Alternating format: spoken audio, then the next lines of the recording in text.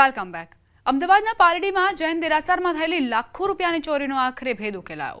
પોલીસે એક મહિલા સહિત 5 આરોપીની ધરપકડ કરી છે। પોલીસ તપાસમાં ખુલ્યું કે મુખ્ય આરોપી દેરાસરમાં 15 વર્ષથી પૂજારી તરીકે સેવા આપતો હતો। ઘટનાની વાત કરીએ તો 13 ઓક્ટોબરે દેરાસરમાંથી 1,64,00,000ની કિંમતનું મુગટ, આંગી અને કુંડળની ચોરી થઈ હતી। જે બાદ પોલીસે સીસીટીવીના આધારે તપાસ શરૂ કરી। સીસીટીવીમાં પૂજારીની હરકતો શંકાસ્પદ દેખાતા પોલીસે તેની શોધખોળ શરૂ કરી। મંદિરના ભોંયરામાં કિંમતી દાગીના મૂકવામાં આવ્યા હતા, જેની ચાવી માત્ર પૂજારી પાસે રહેતી હતી। જોકે જ્યારે પણ જરૂર પડે ત્યારે જરૂરિયાત મુજબ વસ્તુઓ મંગાવી પરત મૂકી દેવામાં આવતી હતી। પરંતુ આરોપી મેહુલે ટુકડે ટુકડે કટર વડે કટિંગ કરીને તેમાંથી ચોરી કરી હતી અને ચોરીનો મુદ્દામાલ સંજય જગરિયા અને રોનક શાહને વેચાણ કરતો હતો।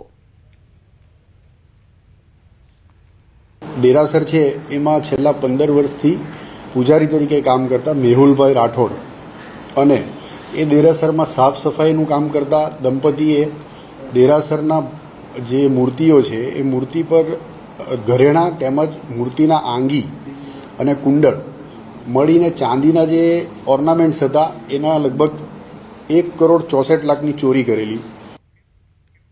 દિવાળીના તહેવાર દરમિયાન દર વર્ષે લાખો પ્રવાસીઓ સિંહ દર્શન માટે ગીર તરફ આવે છે। આ દરમિયાન ગેરકાયદેસર સિંહ દર્શન અને વન્ય પ્રાણીઓની પજવણી જેવી પ્રવૃત્તિઓ અટકાવવા માટે વન વિભાગ સજ્જ બન્યું છે। 18 થી 26 ઓક્ટોબર સુધી વન વિભાગે રેડ એલર્ટ જાહેર કર્યું છે અને સ્ટાફ દ્વારા 24 કલાક રાઉન્ડ ધ ક્લોક પેટ્રોલિંગ શરૂ કરાયું છે। ગીર સોમનાથ, અમરેલી, જૂનાગઢ અને ભાવનગર પંથકમાં વન વિભાગ વધુ સજ્જ બન્યું છે। વન વિભાગ દ્વારા સિંહોના રક્ષણ માટે સતત પેટ્રોલિંગ હાથ ધરાઈ રહ્યું છે।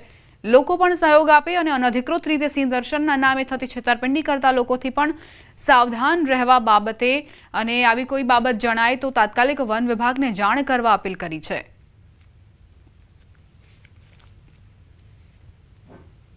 तो काफ़ी प्रवासी जो है वो गुजरात से और बाहर से साथी की मुलाकात लेने वाले हैं। तो इस उपलक्ष्य में कोई भी वन्य प्राणी को कोई रंझाड़ ना हो या कोई लैंड शो वगैरह का केस ना बने या वन्य प्राणी से लगत कोई पण गुनाह नहीं बने, इसके लिए वन विभाग द्वारा जो है वो एक खास तैयारी की गई है। सबसे पहले तो जो है वो रेड अलर्ट डिक्लेयर किया गया है।